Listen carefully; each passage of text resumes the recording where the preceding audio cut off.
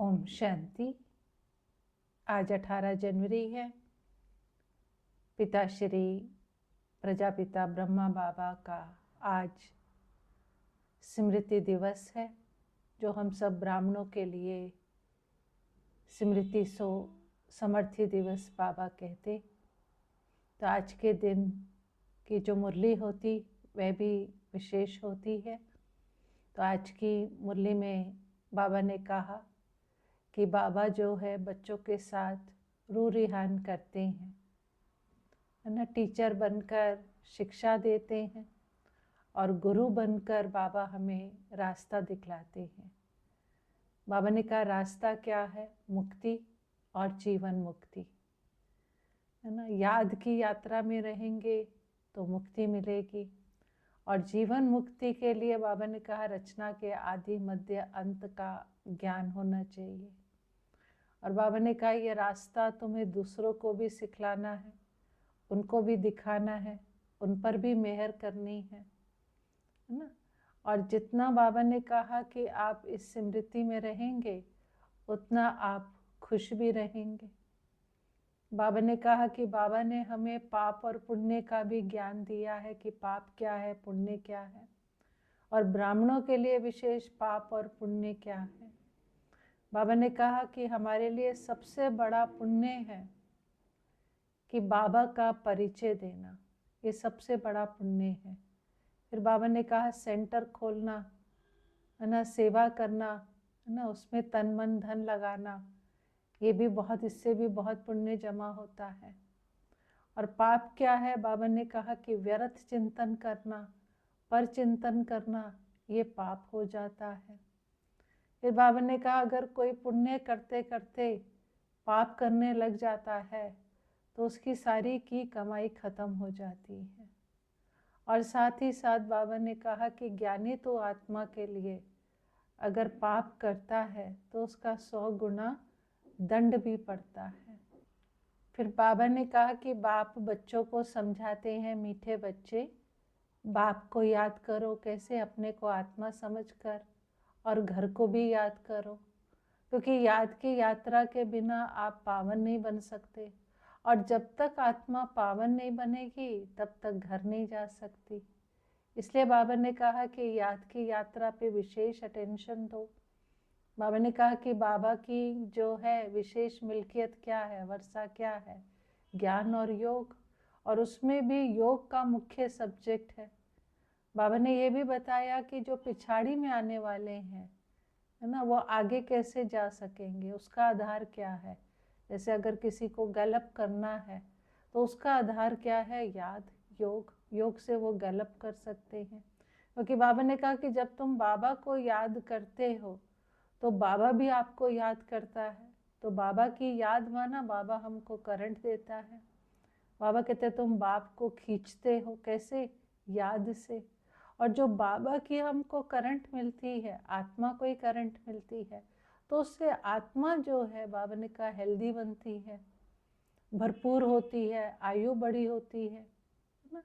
तो बाबा ने कहा जैसे बाबा को कभी रात को करंट देना होता, प्रकाश देना होता, तो बाबा की नींद फिट जाती। जो बाबा ने कहा बच्चे खींचते हैं, तो वो बाबा की नींद फिट जाती। तो बाबा ने कहा कि इसलिए आपको ज़रूरी नहीं है बैठ के चलते फिरते उठते बैठते कर्म करते भी बाप को याद करो। और बाबा ने कहा अगर आपको किसी को लाइट देनी है, सर्च लाइट देनी है, प्रकाश देना है, तो रात्रि का समय अच्छा है। रात्रि को आप जो है, रात्रि माना अमृत वेले का समय, तो उस समय बाबा ने कहा कि आप वो प्रकाश दो, उसको करंट दो, है ना। और बाबा से कब लेना? बाबा ने कहा सवेरे सवेरे उठकर ना, लेने का समय भी बाबा ने कहा सवेरे सवेरे जब आप बाबा को याद करते हैं तो उस समय बाबा से करंट मिलती है, सर्च लाइट मिलती है।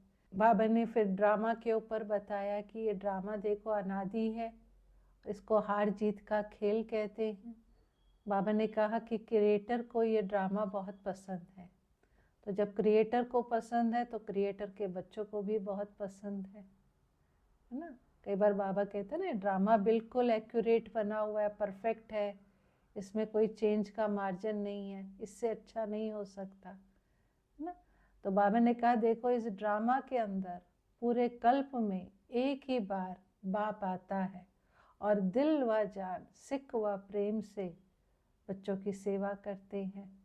तो बाबा ने कहा देखो सतयुग में भी जो है तुम कैसे रहोगे, तुम्हारा आपस में एक दूसरे से बहुत प्यार होगा, प्रेम प्यार से रहेंगे।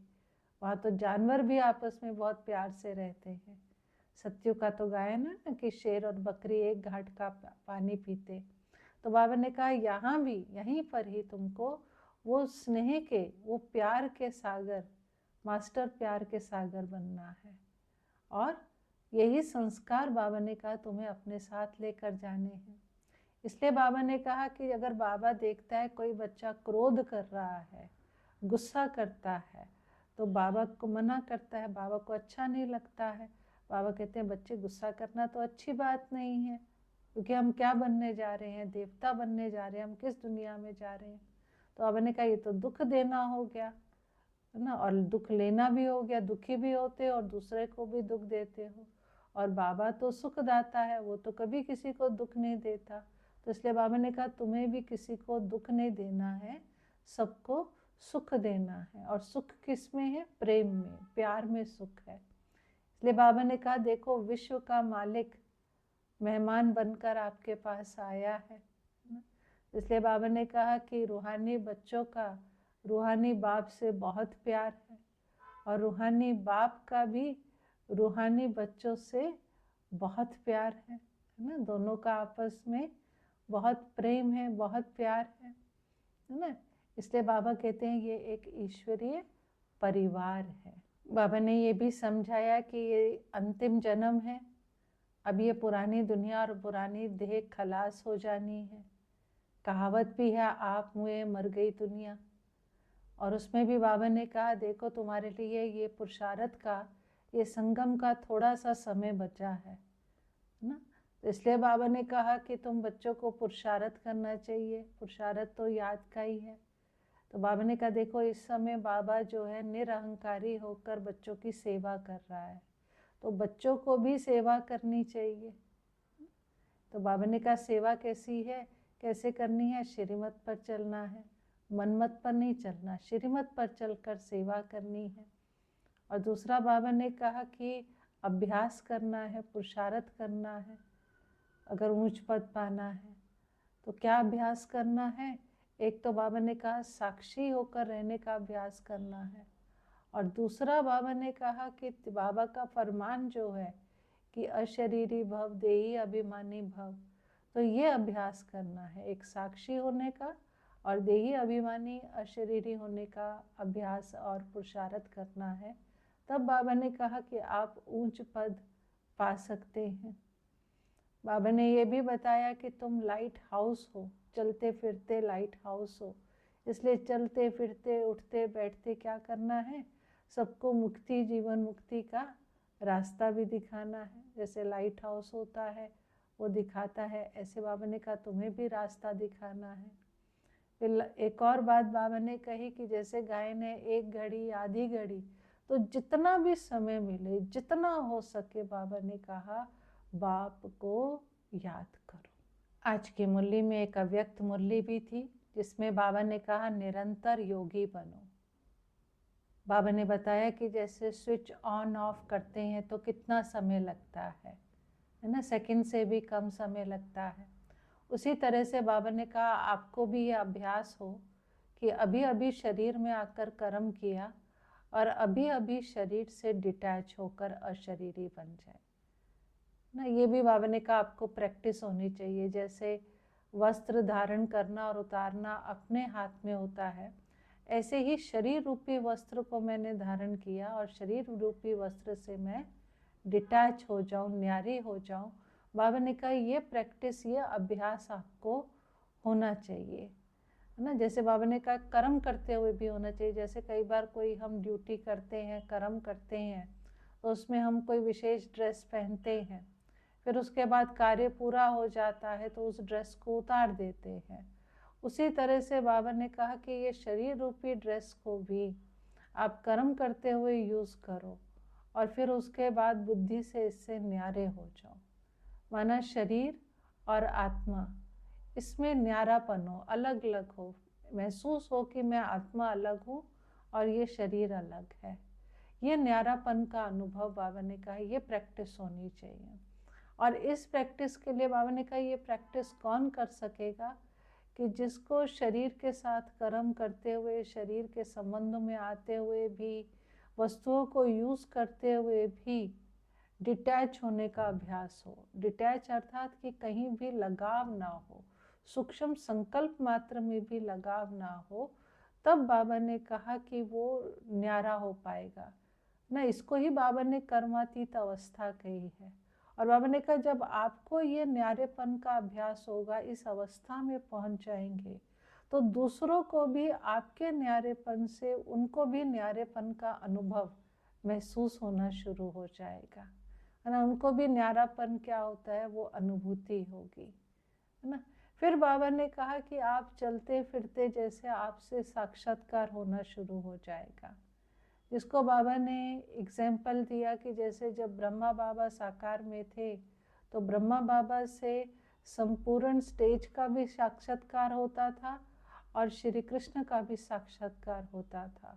उसी तरह से बाबा ने कहा कि आपकी संपूर्ण स्टेज अर्थात फरिश्ते स्वरूप का भी साक्षात्कार होगा और भविष्य पद का, कि भविष्य में क्या इनका पद है, वो भी साक्षात्कार होगा।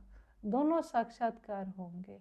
लेकिन उसके लिए बाबा ने कहा कि आपकी अवस्था कैसी हो, जो बाबा ने कहा कि कर्म करते हुए न्यारापन, इस अवस्था पे पहुंचेंगे तो बाबा ने कहा कि अन्य आत्माओं को साक्षात्कार होगा।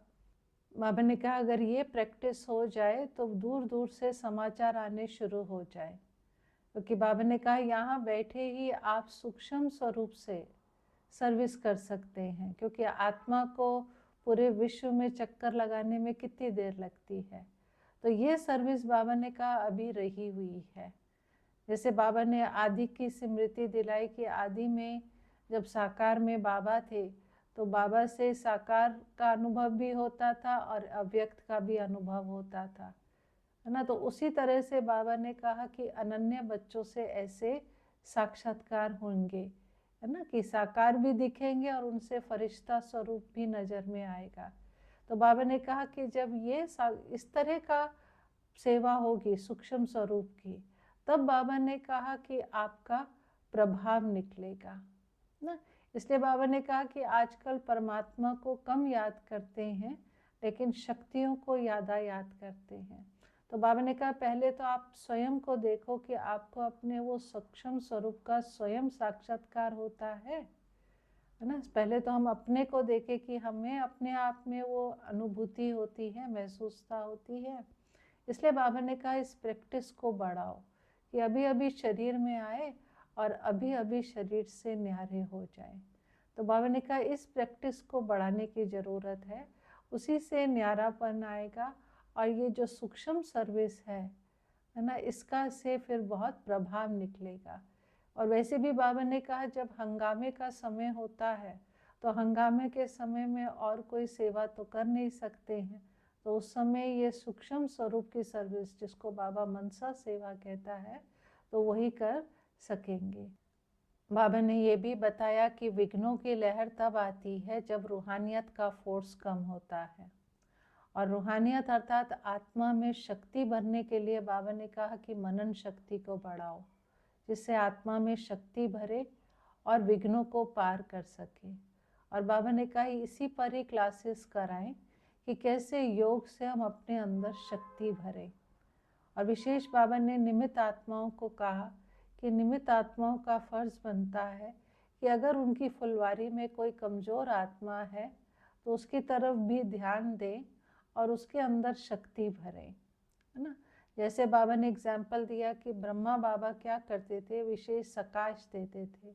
अगर देखते थे कि किसी आत्मा में कमजोरी है या कोई किसी के आगे कोई बड़ा विघ्न आया हुआ है तो बाबा क्या करते थे, बाबा रात को उठकर उस आत्मा को सकाश देते थे, है ना, उसमें हिम्मत भरते थे, शक्ति भरते थे। तो ऐसे बाबा ने कहा कि आप जो अनन्य बच्चे हैं, निमित्त बच्चे हैं, उनको भी विशेष सकाश देकर आत्माओं में शक्ति भरनी है, जिसको बाबा ने कहा लाइट हाउस और माइट हाउस बन करके ना आत्माओं को, संबंध संपर्क में जो आत्माएं हैं उनको सकाश देना है। बाबा ने कहा वैसे भी देखो, कोई साहूकार होता है और अगर उसका कोई संबंधी जो है गरीब होता है तो वो क्या करते हैं, उसको मदद देकर उठाते हैं। ऐसे तुमको भी क्या करना है कि जो भी आपके संबंध संपर्क में कमज़ोर आत्माएं हैं उनको विशेष सकाश देकर उनको मदद करनी है और उनको उठाना है। आज के वरदान में बाबा ने कहा, 1000 भुजा वाले ब्रह्मा बाप के साथ का निरंतर अनुभव करने वाले सच्चे स्नेही भव। बाबा ने कहा वर्तमान समय ब्रह्मा बाप का 1000 भुजा का पाठ चल रहा है। जैसे आत्मा के बिना भुजा कुछ नहीं कर सकती, वैसे बाप दादा के बिना बच्चे अर्थात भुजाएं कुछ नहीं कर सकते। इसलिए बाबा ने कहा कि बाप दादा जो है सहयोगी है ही, और जब तक स्थापना का कार्य चल रहा है तब तक हर संकल्प में हर सेकंड बाप साथ साथ है।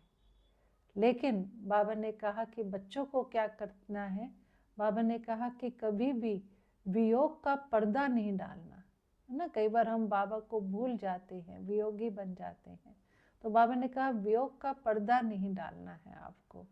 तो बाप तो सदा हमारे साथ है, तो हम निरंतर साथ का अनुभव करेंगे। और बाबा ने कहा कि ब्रह्मा बाप से स्नेह का प्रत्यक्ष स्वरूप क्या है, सेवा से स्नेह, क्योंकि ब्रह्मा बाबा को सबसे ज़्यादा स्नेह किससे था, सेवा से। तो बाबा ने कहा अगर आपका ब्रह्मा बाबा से स्नेह है तो आपका सेवा से भी स्नेह होगा। आज के स्लोगन में बाबा ने कहा अशरीरी स्थिति का अभ्यास और अनुभव ही नंबर आगे आने का आधार है। ओम शांति।